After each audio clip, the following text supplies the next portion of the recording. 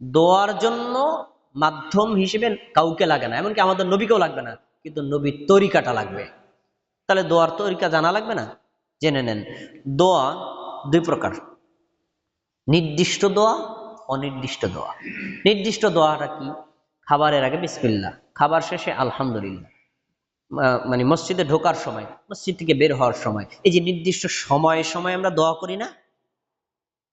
তো এই নির্দিষ্ট সময়ের যে দোয়া, ওই দোয়াগুলো আমাদের নবী যেখানে যেই শব্দটা ব্যবহার করছেন, আপনি সেখানে সেই শব্দটাই ব্যবহার করবেন, একটু চেঞ্জ করলে হবে না।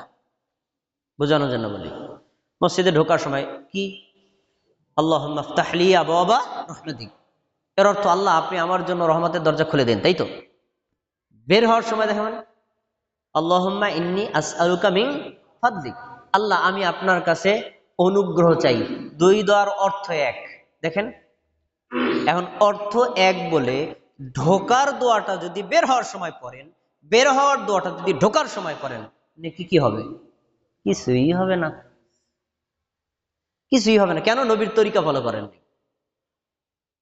নবীর তরিকা ফলো, এই জন্য বলছি, যেটা নির্দিষ্ট দোয়া, আল্লাহর নবী যেখানে যে শব্দটা ব্যবহার করছেন, আপনি সেখানে সেই শব্দটা ব্যবহার করবেন, কোনো ডিসপ্লেস করা যাবে না।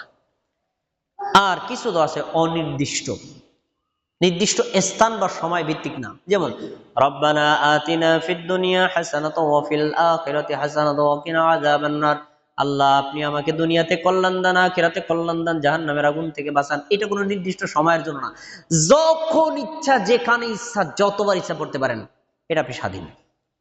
তাহলে দোয়া কয় প্রকার পাইলাম? নির্দিষ্ট আর হলো অনির্দিষ্ট। আচ্ছা, এরপরে দোয়ার আরেকটাই হলো একাকী বা ব্যক্তিগতভাবে দোয়া, আর সম্মিলিত বা সামষ্টিক দোয়া। যেই দোয়াগুলো আমাদের নবী পার্সোনাল করেছেন, আপনি সেই দোয়াগুলো পার্সোনাল করবেন, সম্মিলিত করতে পারবেন না। যেমন ফরজ সালাতের পরে, নফল সালাতের পরে আমাদের নবী দোয়া করতেন, তিনি একা, সাহাবীরাও করতেন, সাহাবীরা একা, কেউ কারোর সাথে সম্মিলিত না। আমরা এই জায়গায় কি পার্সোনাল করি না সম্মিলিত করি? আমাদের সমাজে সম্মিলিত করে না, এটা ভুল, সুন্নতের খেলাফ। এই জায়গায় পার্সোনাল দোয়া, সালাম ফিরাইছি, ইমামের সাথে সম্পর্ক শেষ, আপনি আপনার মতো দোয়া করবেন, আমি আমার মতো করব, এই জায়গায় পার্সোনাল দোয়া, এখানে সম্মিলিত করা যাবে না। আর কিছু দোয়া আছে সম্মিলিত, সমষ্টিক।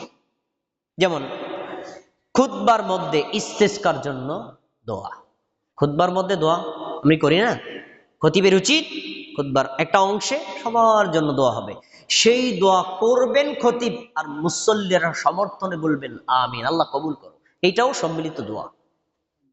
ইমাম যদি কখনো খুতবায় হাত তোলে, মুসল্লিরাও হাত তুলতে পারবে, তার মানে সম্মিলিত জায়েজ। আমাদের নবী কোন এক খুতবায় হাত তুলেছেন, সাহাবীরাও হাত তুলে দোয়া করেছেন খুতবার মধ্যে, তাহলে এটা কি সমষ্টিক হলো নাকি হলো না? হলো। যেই জায়গাতে আমাদের নবী সমষ্টিক দোয়া করেছেন, সেখানে সমষ্টিক দোয়া করাটাই সুন্নাত। তারপরে মাঠে ইস্তেসকালা সালাতের জন্য রাসূল সাল্লাল্লাহু আলাইহি ওয়াসাল্লাম সালাত আদায় করেছেন, তারপর দোয়া করেছেন, নিজে হাত তুলেছেন, সাহাবীরা হাত তুলেছেন। তাহলে ইস্তেসকা, বৃষ্টি প্রার্থনার জন্য সম্মিলিত দোয়া করতে হয়। এটা একা না, সবাই, একা করা যায় কিন্তু সবাই মিলে করাটা সুন্নাহ দ্বারা প্রমাণিত, ওখানে সবাই মিলে করতে হবে। এটা বললাম কি সামষ্টিক দোয়া। এরপরে কিছু ক্ষেত্রে আল্লাহর নবী হাত না তুলে দোয়া করেছেন, ওইখানে হাত না তুলে করাটাই হলো সুন্নাত। কারণ আমি যুক্তি দিয়ে হাত তুলতে পারবেন না। কিছু মানুষ কাজে আমরা বলেছেন ফরজ সালাতে আল্লাহ রাসূল সাল্লাল্লাহু আলাইহি ওয়াসাল্লাম ফরজ সালাতের পর দোয়া করেছেন, হাত তোলেন নাই, আর হাত না তুললে তো সম্মিলিত হয় না, যার যার মতো। তখন ওনারা বলে রাসূল সাল্লাল্লাহু আলাইহি ওয়াসাল্লাম ফরজ সালাতের পরে হাত তোলে নাই, আর এক জায়গায় তো তুলছে, তো এই হাদিসটা তো আছে, তাহলে আমরা এখানে হাত তুললাম, দোষটা কোথায়? ভালো করে শোনেন, রাসূল হাত তোলে নাই, আমরা তুললাম, হাত তোলা তো আর এক হাদিসে আছে, দোষটা কোথায়? দোষ কোথায় দেখবেন? আচ্ছা দেখেন, ভাই পায়খানা প্রবেশ করার সময় আমরা একটা দোয়া পড়ি, দোয়াটা কি বলেন দি সবাই? আল্লাহুম্মা ইন্নী আউযু বিকা মিনাল খুবুসি ওয়াল খাবাইস। আচ্ছা, এই দোয়াটা আল্লাহ রাসূল করছে না? কিন্তু দোয়াটা করার সময় হাত তোলে নেই। অন্য সময় খুতবার সময়, ইস্তিসকার সময় আল্লাহ রাসূল হাত তুলেছেন, হাদিস আছে। ওই হাদিসকে পাইয়া যদি কেউ মনে করে যে হাত তো নবী তুলছে, তাহলে আমি টয়লেটের সামনে হাত তুলে দোয়া করলে দোষটা কোথায়? তাহলে আমি টয়লেটের সামনে নিয়ে বলবেন আল্লাহুম্মা ইন্নী আউযু বিকা মিনাল খুবুসি ওয়াল খাবাইস। আর ওই সময় যদি কেউ হাত তোলে আপনারা কি করবেন? তাহলে না হেতে না দান নাম্বার 1 বলবেন না এটা? তাহলে বোঝা যাচ্ছে যেই জায়গাতে আল্লাহর নবী হাত তুলে নাই আপনি যুক্তি দিয়ে ওখানে হাত তুলতে পারবেন না, এটি শরীয়ত।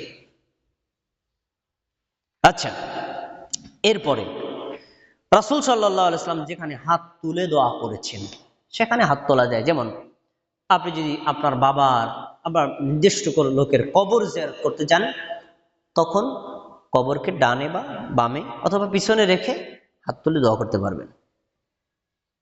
রাসূল সাল্লাল্লাহু আলাইহি ওয়াসাল্লাম নিজে হাত তুলে কবরস্থানে গিয়ে দোয়া করেছেন, তার প্রমাণ আছে। অতএব সেখানে হাত তুলে দোয়া করবেন। যেখানে আমরা নবী হাত তুলে দোয়া করেছেন সেখানে আমরা হাত তুলে দোয়া করব, যেখানে স্বাভাবিকভাবে দোয়া করেছেন সেখানে স্বাভাবিক দোয়া করব। যেমন আনাস রাদিয়াল্লাহু তাআলা আনহুর মা আনাস রাদিয়াল্লাহু তাআলা উনি নিয়েছে, আল্লাহ রাসূল হাযা কয়দুমুকা, আল্লাহ রাসূল ছোট্ট একটা খাদেমান ছিলেন। তখন আল্লাহ রাসূল তার জন্য দোয়া করেছেন, আল্লাহুম্মা আকসির মালাহা ওয়া ওয়ালাদাহা ওয়া বারিক লাহা ফীমা আতাইতাহা, আল্লাহ তুমি তাকে বেশি বেশি সম্পদ দাও, বেশি বেশি সন্তান দাও এবং সম্পদ এবং সন্তানে বারাকাত দান করো। হাত তোলে নাই। তাহলে এখানে বোঝা যায় সাধারণভাবে দোয়া করা যায়। যেখানে আল্লাহ রাসূল সাধারণভাবে দোয়া করছেন সেখানে সাধারণভাবে দোয়া করবেন। সবশেষে বলতেছি, যেখানে রাসূল সাল্লাল্লাহু আলাইহি ওয়াসাল্লাম উচ্চস্বরে দোয়া করেছেন সেখানে উচ্চস্বরে দোয়া করতে হবে, যেখানে রাসূল নিম্নস্বরে দোয়া করেছেন সেখানে নিম্নস্বরে দোয়া করতে হবে। এক কথায় দোয়া একটি ইবাদত। এই ইবাদতের পদ্ধতি হবে আমাদের নবীর মতো, তিনি যেখানে যেভাবে যতটুকু করেছেন আপনি সেখানে সেভাবে ততটুকু করলে আপনার দোয়া কবুল হবে। একটু যুক্তি দিয়ে উল্টাইলে দোয়ার পরিবর্তে বেদাতের গুনাহ হবে।